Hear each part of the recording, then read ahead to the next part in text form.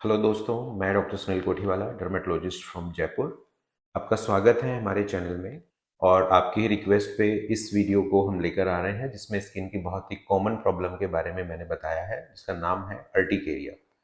Urticaria को अपन simple language में hives कहते हैं, या हिंदी में हम इसे पित्ती दाहड़ बोल सकते हैं। इस वीडियो में दोस्तों हम हर चीज़ के बारे में डिटेल से बात करेंगे। ये कितने टाइप की होती है, क्या क्या इसके कारण हो सकते हैं, और किस तरह से इसको डायग्नोस किया जाता है अगर जरूरत पड़ती है डायग्नोस्टिक टेस्ट की, और इसका इलाज किस तरह से होता है। सबसे इम्पोर्टेंट, पेशेंट के लिए इस बीमारी में जो रहता है, ज़्यादातर समय पर यह सिनेरियो बनता है कि सर हम जब तक दवाई खाते हैं, जब तक ये कंट्रोल रहती है, और उसके बाद में ये वापस फिर हो जाती है, इसका कोई स्थायी समाधान, जड़ से इलाज है या नहीं है। तो दोस्तों, उस इलाज को कैसे समझना है आपको, आपकी दिनचर्या के साथ कैसे उसको बैलेंस करना है, वो हम इस वीडियो में बात करेंगे। दोस्तों, अर्टिकेरिया पित्ती दाफड़, इस वीडियो की लेंथ ज़्यादा होने की वजह से हमने इसको दो पार्ट में डिवाइड कर दिया है। फर्स्ट पार्ट में हम बात करेंगे अर्टिकेरिया क्यों होता है और अर्टिकेरिया होता क्या है, किन कारणों से हो सकता है, कितने प्रकार का होता है, इस बारे में, यानी उसके टाइप्स और कारण। और सेकंड वीडियो में, पार्ट 2 में, हम बात करेंगे इसके लिए किस तरह की जांचें होती है, किस तरह की जांचों में आपको अपना टाइम वेस्ट नहीं करना है, किस तरह की जांचें उपयोगी और किस तरह की जांचें वेस्ट हो सकती है, और इसका इलाज किस तरह से किया जाता है, इसका जड़ से इलाज संभव है या नहीं है, आपको इलाज से क्या एक्सपेक्टेशन रखनी है, किस तरह से इलाज आगे बढ़ता है, और डॉक्टर किस तरह से इलाज को बंद कर सकता है, आपका रेगुलर इलाज लेना किस तरह से इस बीमारी को खत्म कर सकता है, यानी इसके डायग्नोसिस और ट्रीटमेंट के बारे में। तो शुरू करते हैं दोस्तों फर्स्ट पार्ट को। अप्रोक्स 20% ऑफ पॉपुलेशन में ये बीमारी होती है, बहुत कॉमन स्किन प्रॉब्लम है। जो बेसिक मैकेनिज्म है इसका, उसमें as a reactionary part skin के अंदर जो इम्यून सेल्स है, उसमें भी स्पेशली मास्ट सेल्स होती हैं, वो एक केमिकल रिलीज करती हैं जिसका नाम है हिस्टामिन। वो हिस्टामिन केमिकल की वजह से स्किन में लोकलाइज्ड, यानी कुछ कुछ जगह पर आपके स्वेलिंग आ सकती है, रेडनेस आ सकती है, और खुजली चल सकती है।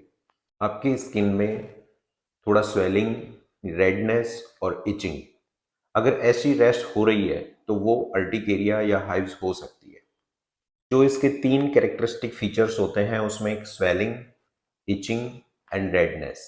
स्किन के अंदर ये तीनों फीचर्स प्रेजेंट होते हैं। थोड़ी सी सूजन आती है, हल्का सा रेडनेस हो सकता है, और इचिंग हो सकती है। इचिंग कम भी हो सकती है, ज़्यादा भी हो सकती है। सडनली अपीयर होती है और कुछ घंटों में गायब हो सकती है वापस। अब वो टाइम वेरी कर सकता है अलग से अलग। अब ये निशान आपके सिंगल भी हो सकता है, मल्टीपल भी हो सकता है। ये निशान अलग अलग भी हो सकता है, एक दूसरे से जुड़ा हुआ भी हो सकता है। ये निशान गोल भी हो सकते हैं, इरेगुलर शेप के भी हो सकते हैं, या फिर लीनियर यानी लाइन वाले भी हो सकते हैं, या छोटे दाने की फॉर्म में भी हो सकते हैं। ये अर्टिकेरिया के टाइप पर डिपेंड करता है। इसकी जो सीवियरिटी लेवल है वो माइल्ड, मॉडरेट, सीवियर, अलग अलग लेवल पर हो सकती है। जब ये सीवियर होती है तो ये आपके वर्क और आपकी स्लीप को, आपके मूड स्टेटस को अफेक्ट कर सकती है। जब ये स्किन की डीपर लेयर्स को इन्वॉल्व करती है, उसमें आपके स्किन के पर्टिकुलर कुछ हिस्सों में, जैसे पलकों पर, जैसे होठों पर, गले में, इंटीमेट पार्ट्स पे, जेनाइटल्स पे स्वेलिंग आ सकती है, जिसको एंजियोइडिमा कहते हैं। क्या इसमें बॉडी के और सिस्टम्स इन्वॉल्व हो सकते हैं? कभी कभार जब बीमारी सीवियर होती है, अंदरूनी सिस्टम्स को इन्वॉल्व कर सकती है, तो फिर उस केस में इसमें आपको सांस लेने में तकलीफ हो सकती है, पेट में दर्द हो सकता है, नोजिया, वोमिटिंग हो सकती है, जॉइंट पेन हो सकता है, आपको फीवरिश फील हो सकता है। तो दोस्तों, सिम्टम्स में बहुत इजी है, देख के पहचान जाता है। मोस्ट ऑफ द टाइम पे पेशेंट खुद ही आकर के हमें ये बताता है कि मुझे पित्ती दाफड़ की एलर्जी है, या दाफड़ वाली एलर्जी है, या अगर एजुकेटेड पेशेंट है तो हाइव्स है, या फिर अर्टिकेरिया हो रहा है। तो पहचानने में, देखने में बहुत ज्यादा इसको कोई डिफिकल्टी नहीं आती। अब बात करते हैं अर्टिकेरिया के टाइप्स की। एक होता है एक्यूट, एक होता है क्रॉनिक, और एक होता है इंड्यूसिबल। एक्यूट वो होता है जो रिसेंट ऑनसेट हुआ है, हम उसकी डेफिनेशन में मानते हैं कि 6 हफ्ते से कम समय में जो स्टार्ट हुआ है या सडन ऑनसेट हुआ है, लगातार नहीं हो रहा है, वो एक एक्यूट अर्टिकेरिया में आता है। क्रॉनिक अर्टिकेरिया वो होता है जो आपको लगभग डेली बेसिस पर हो रहा है और लंबे समय से होता हुआ आ रहा है, या जिसकी ड्यूरेशन 6 वीक से ज्यादा है। तो एक इंड्यूसिबल होता है, आप उसको चाहे जब इंड्यूस करके दिखा सकते हो कि मुझे इस तरह का निशान बनता है या परेशानी होती है। अब एक्यूट अर्टिकेरिया जो होता है, अब जो एक्यूट अर्टिकेरिया है उसके कॉमन रीजंस में 4-5 चीजें हैं। एक इन्फेक्शन हो सकता है, एक मेडिसिन हो सकती है, एक फूड हो सकता है, एक इंसेक्ट बाइट हो सकती है, या फिर किसी चीज से फिजिकल कांटेक्ट हो सकता है। इन सब चीजों की वजह से अर्टिकेरिया सडनली स्टार्ट हो सकता है, एंड अगर आप उस चीज को हटा देते हो या ठीक कर देते हो तो वापस ठीक भी हो सकता है। अब एक एक चीज के बारे में बात करेंगे। जैसे इन्फेक्शन, बच्चों के अंदर होने वाले अर्टिकेरिया में इन्फेक्शन का बहुत बड़ा रोल होता है। ऑलमोस्ट 80% किड्स में इन्फेक्शन एक कारण होता है अर्टिकेरिया का, और उसमें भी वायरल इन्फेक्शन सबसे ज्यादा कंट्रीब्यूट करता है। तो इसमें रिसेंटली कोई वायरल हुआ हो, अपर रेस्पिरेटरी ट्रैक्ट हो गया, या सर्दी खांसी जुकाम बुखार, पेट से रिलेटेड कोई इन्फेक्शन हो, वर्म्स हो, या तीत से रिलेटेड कोई इन्फेक्शन हो, ये कॉमन इन्फेक्शंस होते हैं। इसके अलावा यूटीआई भी हो सकता है, पेशाब में जलन यानी पेशाब वाला इन्फेक्शन हो सकता है, या फीमेल के अंदर वाई डिस्चार्ज वाला इन्फेक्शन हो सकता है। तो इस तरह के कारणों की वजह से अर्टिकेरिया स्टार्ट हो सकता है। ये जनरली या तो डिजीज के जस्ट साथ साथ स्टार्ट हो सकता है, या फिर डिजीज आपको जो वायरल इन्फेक्शन हुआ है या और कोई इन्फेक्शन हुआ है उसके 15-20 दिन बाद भी स्टार्ट हो सकता है। इसमें इन्फेक्शन की वजह से जो इम्यून सिस्टम में चेंजेज आते हैं उसकी वजह से ही इस अर्टिकेरिया वाली डिजीज का प्रोसेस स्टार्ट होता है। मेडिसिन में मोस्ट ऑफ द टाइम पे पेन किलर्स होती हैं, मसल रिलैक्सेंट्स होते हैं, या फिर आपकी जो ये सिटी स्किन वगैरह की डाई वगैरह होती है, इनकी वजह से, या कुछ और मेडिसिन हो सकती हैं, कुछ लिस्ट होती हैं जिनकी वजह से ये अर्टिकेरिया स्टार्ट हो सकता है। कभी कभी इंसेक्ट बाइट की वजह से आपको अर्टिकेरिया भी हो सकता है, और अगर सीवियर हुआ है तो फिर वो अर्टिकेरिया से आगे एनाफाइलेक्सिस में भी कन्वर्ट हो सकता है। अब फूड आइटम से रिलेटेड बहुत कॉमन कारण माना जाता है, पब्लिक के माइंड सेट में भी ये रहता है कि कुछ खाने पीने में ऐसा तो नहीं हो गया। तो फूड वाली जो अर्टिकेरिया होती है वो यूजुअली आवर्स में स्टार्ट हो जाती है। जैसे आप उसको इंजेस्ट करते हो फूड को, उसके बाद में 30 मिनट से आवर्स के अंदर, ये 2-3 आवर्स में अंदर स्टार्ट हो सकती है। इसमें कोई ऐसा सेट ऑफ फूड नहीं है कि इसकी वजह से हो गया है, लेकिन फिर भी जो कॉमन फूड्स हैं उसमें जैसे मिल्क है, नट्स हैं, पीनट बटर है, फिश है, एग्स है, तो इस तरह के कुछ फूड हैं जिनकी वजह से अर्टिकेरिया स्टार्ट हो सकता है। या इसको दूसरी तरह से समझिए कि अगर आपने कोई कॉमन फूड भी नए तरीके से कुक किया है, उसमें कुछ नया तरह का इंग्रेडिएंट डला है, उसकी वजह से भी ये स्टार्ट हो सकता है। एक एक्यूट अर्टिकेरिया में एक कारण फिजिकल कॉन्टेक्ट्स का है, जिसमें वेजिटेबल्स हैं, प्लांट्स हैं, रॉ फ्रूट्स हैं, कोई केमिकल वाला मटेरियल जैसे लेटेक्स हो गया, कोई स्किन पे आपने कुछ नया कुछ प्रोडक्ट यूज कर लिया है जिसकी वजह से भी हो सकता है। इसके अलावा एनिमल कांटेक्ट की वजह से हो सकता है, डॉग के लिक करने से हो सकता है। तो कुछ ऐसे नए सब्सटेंस जिनकी कांटेक्ट हुई हो आपकी स्किन से, आपका इम्यून सिस्टम उस कांटेक्ट को रिएक्ट कर सकता है अर्टिकेरिया के वे में। इनमें से जो फिजिकल कांटेक्ट वाला जो कारण है एक्यूट अर्टिकेरिया का, ये तभी होगा जब आपको उस पर्टिकुलर सब्सटेंस से, पर्टिकुलर ऑब्जेक्ट से आपको एलर्जी होने की टेंडेंसी है। इसके अलावा रेयर कारणों में बहुत कारण आते हैं, लेकिन ये कॉमन कॉमन 5 कारण हैं जहां पर हम, जब भी पेशेंट हमारे पास न्यू ऑनसेट ऑफ अर्टिकेरिया के साथ आता है, जो नया नया अर्टिकेरिया हुआ है, वहां पर हम इन 4-5 कारणों को जरूर पूछते हैं पेशेंट से। इसका एक और रीजन ये होता है कि जब नया एपिसोड नई या पहली बार हो रहा होता है तो पेशेंट को जनरली चीज़ें याद रहती हैं कि उसने पिछले कुछ दिनों में, 3 दिन में, 24 घंटे में, 48 घंटे में, 7 दिन में क्या किया है नया। तो वहां पर कॉज को आइडेंटिफाई करना ईजी रहता है।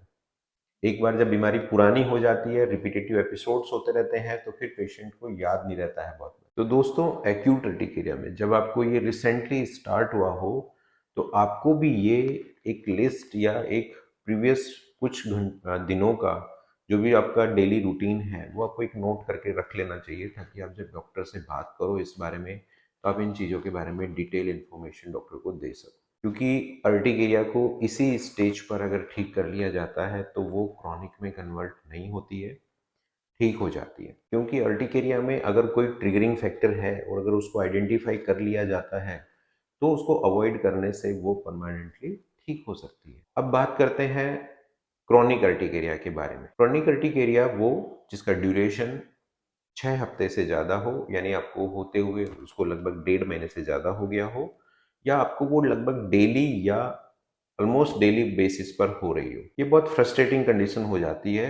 इसमें ऐसा होता है कि मोस्ट ऑफ द टाइम पे पेशेंट कुछ दिन दवाई लेता है, कंट्रोल हो जाती है, छोड़ देता है वापस कंट्रोल सोच के, फिर वापस होने लग जाती है, तो पेशेंट के माइंड में ये और बैठ जाता है कि ये ठीक नहीं होती है। और चूंकि डेली बेसिस पे हो रही है तो फिर ये आपके स्लीप को, डेली वर्क को, रूटीन को, आपके मूड स्टेटस को डिस्टर्ब कर सकती है। लेकिन फिर भी अपने को इससे घबराना नहीं है, क्योंकि मोस्ट ऑफ द टाइम पे ये लाइफ थ्रेटनिंग नहीं होती है। मतलब इसमें बहुत कम चांसेस होते हैं कि ये बहुत एक्यूट रिएक्शन में या एक्यूट स्टेज पर वापस कन्वर्ट हो। दूसरा, अगर आप तरीके से इलाज लेते हैं इसका, तो 50 to 60% पीपल में ये 1 साल में वापस रिजॉल्व हो जाती है, खत्म हो जाती है, पर उसके लिए रेगुलर ट्रीटमेंट लेना होता है। तीसरा, ये एक से दूसरे में नहीं होती है, यानी एक से दूसरे में फैलती नहीं है कॉन्टेक्ट से, इससे तो उससे भी परेशान नहीं होना है। अब बहुत इंपॉर्टेंट पार्ट जो पेशेंट हमसे पूछता है कि ये एलर्जी हो क्यों गई, क्यों का क्या कारण है। तो दोस्तों, सबसे पहले तो बात ये कि मोस्ट ऑफ द टाइम पे ये किसी एलर्जी से नहीं होती है। इसका जो कारण है वो अंदरूनी सिस्टम की वजह से होता है। बाहर का कारण होने के चांसेस भी बहुत कम होते हैं। ज्यादातर समय पे इसका कारण अननोन रहता है। मोटा मोटा साइंस का रिसर्च है वो ये कहता है कि आपका जो इम्यून सिस्टम है उसी के रिएक्शन की वजह से, उसी के हाइपर एक्टिविटी की वजह से, या एक ऑटो इम्यूनिटी वाला जो फिनोमिना रहता है उसकी वजह से ये कंडीशन क्रिएट होती है। कभी कभार आपके शरीर के और दूसरी बीमारियों के साथ इसका एसोसिएशन हो सकता है, जिसमें से थायराइड डिजीज हो गई, लीवर डिजीज हो गई, या और दूसरे आपको कोई सिस्टमेटिक इलनेस है उसकी वजह से ये स्टार्ट हो सकती है, उसके साथ एसोसिएटेड हो सकती है। तो क्रोनिक अर्टिकेरिया में जो अर्टिकेरिया ऑलमोस्ट डेली बेसिस पर हो रहा है उसमें हमारा बाहर के फैक्टर्स पर डाउट बहुत कम होता है, और आपको भी कारण में बहुत ज़्यादा उलझने की ज़रूरत नहीं होती।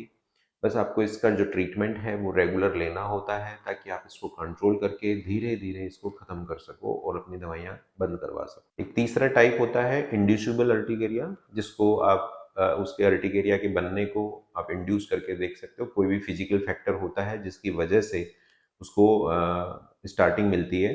तो उसमें जो 2-3 जो कॉमन हमारे पास प्रेजेंटेशन ऑलमोस्ट डेली ओपीडी में आती है, उसमें तो एक तो ये है स्वेटिंग और बॉडी टेम्परेचर रेज होने की वजह से। इसको कॉलिनर्जिक अर्टिकेरिया बोला जाता है। इसमें पेशेंट टिपिकल हिस्ट्री देता है कि जब भी वो धूप में जाता है या कुछ एक्सरसाइज करता है या कुछ मेहनत वाला काम करता है या दौड़ लगाता है, तो जिसकी वजह से बॉडी का टेम्परेचर रेज होता है, स्वेटिंग होती है, उस टाइम पर उसको छोटे छोटे से टाइनी टाइनी से बम्प्स फील होते हैं स्किन में इचिंग के साथ में। और वो इचिंग भी नॉर्मल इचिंग की बजाय साथ में उसमें एक चुभन सी महसूस होती है। उसको कॉलिनर्जिक अर्टिकेरिया बोला जाता है। एक दूसरा प्रेशर वाला फैक्टर रहता है, जिसमें आपकी स्किन पर कोई भी ऑब्जेक्ट की वजह से अगर प्रेशर लगा है तो उसके बाद अर्टिकेरिया इंड्यूस हो सकता है। जब तक प्रेशर लगा रहता है, जब तक चीज़ें कम फील होती हैं या नहीं फील होती हैं, लेकिन जब प्रेशर रिलीज होता है तो उसके बाद में जाकर के आपको स्किन में वो चेंजेस, वो रिएक्शन महसूस होता है। जैसे आप बहुत देर तक बस पे ट्रैवल कर रहे हैं बैठकर सीट पे, तो जब आप उठते हैं उसके बाद आपको बम्स पर खुजली महसूस हो सकती है। जब आप दिन भर सॉक्स पहनते हैं, सॉक्स उतारने के बाद में उस जगह पे खुजली हो सकती है, या बेल्ट उतारने के बाद, पैंट उतारने के बाद कमर पर खुजली हो सकती है, या पूरे कपड़े खोलने के बाद शाम को जो खुजली होती है उस पर भी थोड़ा बहुत इसका रोल हो सकता है। इसके अलावा कभी कभार एक डर्मोग्राफिक अर्टिकेरिया होता है, जिसमें जिस भी फैशन में स्किन पर आपको रगड़ लग रही है, फ्रिक्शन हो रहा है या प्रेशर पड़ रहा है जिस भी ऑब्जेक्ट में, उसी शेप का आपको अर्टिकेरिया हो जाता है। अगर आपने हाथ पर की चलाई है, चाबी चलाई है, उसका बन जाएगा। पेन चलाया है तो उसका जैसा निशान बन जाएगा। किसी टेबल से, गेट से, दीवार से रगड़ लग गई है तो उसका जैसा अर्टिकेरिया हो जाएगा। किसी दोस्त ने किसी जोर से आपको थप्पी मारी है तो वो अंगुलियों के निशान बन जाएंगे। उसको डर्मोग्राफिक अर्टिकेरिया बोलते हैं। पाम और सोल में आप एक्सरसाइज करते हो या ड्राइविंग करते हो तो वाइब्रेशन, प्रेशर दोनों फैक्टर्स होते हैं, जिसके बाद आपको पाम सोल में सूजन महसूस हो सकती है, खुजली महसूस हो सकती है, चुभन महसूस हो सकती है। तो जब तक आप उसको होल्ड करके रखते हो, जब तक कम होता है, जैसे आप उसको छोड़ते हो उसके बाद में आपको ज़्यादा हो सकता है। एक कोल्ड अर्टिकेरिया होता है जिसमें आपका एक्सपोजर जब ठंडे से होता है, ठंडी चीज़ से, और जैसे आप जैसे आपने फ्रिज से कोई बोतल निकाली, आइस निकाली, आपने उसको कांटेक्ट में लिया और जैसे रिलीज किया, उसके बाद जैसे वापस बॉडी वार्म हो रही होती है, उस टाइम पर वो रिएक्शन होता है, तो उसको कोल्ड अर्टिकेरिया बोलते हैं। एक सोलर अर्टिकेरिया होता है, रेयर होता है ये। धूप में जाने की वजह से आपको केवल जो एक्सपोज्ड एरियाज है वहां पर आपको स्वेलिंग और ईचिंग महसूस हो सकती है। उसमें भी एक शार्प डिमार्केशन मिलेगा, जो कवर्ड एरिया है वहां पर नहीं होती, जो एक्सपोज्ड एरिया है ओनली वहां पर होती है। तो ये रेयर फॉर्म्स हैं अर्टिकेरिया के, रेयर टाइप्स हैं। इंडिस्यूबल अर्टिकेरियाज में से हमारे पास जो कॉमन प्रेजेंटेशन आते हैं उसमें एक कॉलिनर्जिक अर्टिकेरिया है और एक प्रेशर अर्टिकेरिया होता है। इन दोनों में ही टिपिकल हिस्ट्रीज होती हैं, देख के बात करके पेशेंट से आराम से समझ में आ जाता है कि ये कारण है इसमें। तो जैसे कॉलिनर्जिक अर्टिकेरिया में पेशेंट का टिपिकल जो मैंने बताया कि एक्सरसाइज हो गया, रनिंग हो गया, तेजी से काम करना, फटाफट फर्स्ट फास्ट आप सीढ़ी चढ़कर ऊपर गए, नीचे आए, आपने कोई हैवी ऑब्जेक्ट उठाया, उसके बाद आप जैसे रेस्ट कर रहे हो उठाने के बाद में, या कभी कभार इसमें आपने बहुत तेज मिर्ची वाला खाना खाया हो या गर्म खाना खाया हो, जिसकी वजह से बॉडी टेम्परेचर चेंज होता है, आपको एक रिएक्शन फील होती है। तो इस अर्टिकेरिया में तो हम पेशेंट को यही समझाते हैं कि आप इन फैक्टर्स को थोड़ा आराम से कीजिए, यानी वॉक करना है आपको, या वॉक भी कर रहे हैं तो आप एक ऐसा पाथ चूज कर सकते हैं जिसमें बीच बीच में आपको शेडोज मिले, और थोड़ा आराम से वॉक कीजिए, भागिए मत। इस अर्टिकेरिया में ये और देखा है कि ये किसी किसी पर्सन में एक पर्टिकुलर मौसम में होती है, और इसका हमने देखा है कि सर्दियों के टाइम पर ज़्यादा होती है, और जैसे ही मार्च अप्रैल आता है वापस रिजॉल्व भी हो जाता है। जो डर्मोग्राफिक अर्टिकेरिया जो दूसरा कॉमन इंड्यूसिबल अर्टिकेरिया में है, अब उसमें भी पता है पेशेंट मतलब बाहर के कारण ढूंढता रहता है, क्या खा लिया, क्या हो गया, इसकी वजह से स्टार्ट हो गया। ऐसा नहीं होता है दोस्तों, इसमें अपना टाइम और मनी वेस्ट नहीं करना है टेस्ट में और इन सब चीज़ों में। जब आपको पता है कि आपको केवल वो स्ट्रोक लग रहा है या प्रेशर लग रहा है, उसके बिना वो अर्टिकेरिया हो ही नहीं रहा है, तो उसमें बाहर का कारण नहीं है और कोई। इस बारे में मैं डायग्नोस्टिक टेस्ट में जब बात करेंगे उसमें और एक्सप्लेन करूंगा कि कौन से टेस्ट उपयोगी होते हैं और कौन से वेस्ट होते हैं। तो 3 common type, acute, chronic and inducible. आप आराम से इनको आइडेंटिफाई कर सकते हो कि आप किस कैटेगरी में हो। अगर आपको 6 हफ्ते से कम टाइम हुआ है, एपिसोडिक हो रहा है, तो वो एक्यूट अर्टिकेरिया हो सकता है। आपको 6 हफ्ते से ज़्यादा हो गया है, ऑलमोस्ट डेली बेसिस पर हो रहा है, तो वो क्रॉनिक अर्टिकेरिया कहलाता है। और अगर पर्टिकुलर कुछ फैक्टर्स की वजह से ही स्टार्ट होता है तो वो इंड्यूसिबल हो सकता है। जब आप डॉक्टर के पास कंसल्टेशन के लिए जाते हैं, डॉक्टर इन सब चीज़ों के बारे में आपसे एक बेसिक इन्फॉर्मेशन रिट्रीव करता है, जिससे वो ये आइडिया लगा लेता है कि ये एक्यूट है, क्रॉनिक है या इंड्यूसिबल है। दोस्तों, मैं उम्मीद करता हूँ कि आपको इस वीडियो से अर्टिकेरिया यानी पित्ती दाफड़ के बारे में ये पता लगा होगा कि कितने प्रकार का हो सकता है और इसके क्या क्या कॉमन कारण हो सकते हैं। किस टाइप की अर्टिकेरिया में आपको अपनी दिनचर्या में से कारण को ढूंढना है और कहाँ पर कारण की इंपॉर्टेंस कम हो जाती है। अलग अलग तरह के टाइप में अलग अलग तरह के निशान बन सकते हैं, कहीं पर लाइन जैसे, कहीं पर छोटे दाने और कहीं पर बिल्कुल गोल इरेगुलर शेप में। तो मैं उम्मीद करता हूँ इस पार्ट 1 में आपको इन सब चीज़ों के बारे में एक आइडिया लगा होगा, आपको अपनी बीमारी को समझने में मदद मिली होगी। वीडियो में दी हुई जानकारी के बारे में आपका कोई कमेंट है तो आप हमें कमेंट कर सकते हैं। कई बार ऐसा होता है कि कमेंट्स बहुत सारे होते हैं, उनको एक एक को पढ़ना और उनका रेस्पॉन्ड करना मुश्किल हो जाता है। तो इसके लिए यूट्यूब का जो नया फीचर है सुपर थैंक्स वाला, वो हमने एक्टिवेट कर दिया है। अगर आपका बहुत जेन्युइन क्वेश्चन है, एक जेन्युइन इन्फॉर्मेशन आप लेना चाहते हैं, तो आप उसके जरिए कमेंट कर सकते हैं। उसके जरिए आने वाले कमेंट्स को प्रायोरिटी दी जाती है। नेक्स्ट पार्ट में हम बात करेंगे इस बीमारी के लिए कौन से टेस्ट डॉक्टर आपको एडवाइस कर सकता है, कौन से टेस्ट आपके लिए वेस्ट हो सकते हैं, कहाँ पर पैसा खर्च नहीं करना है, और किस तरह से इसका इलाज किया जाता है, जड़ से इलाज संभव है या नहीं है। दोस्तों, अगर आपको हमारे वीडियोस अच्छे लगते हैं तो आप हमारे चैनल को सब्सक्राइब करें और वीडियोस को नीडी पीपल के साथ में, जिनको इस तरह की परेशानियां हैं स्किन की, उनके साथ शेयर करें। Thank you.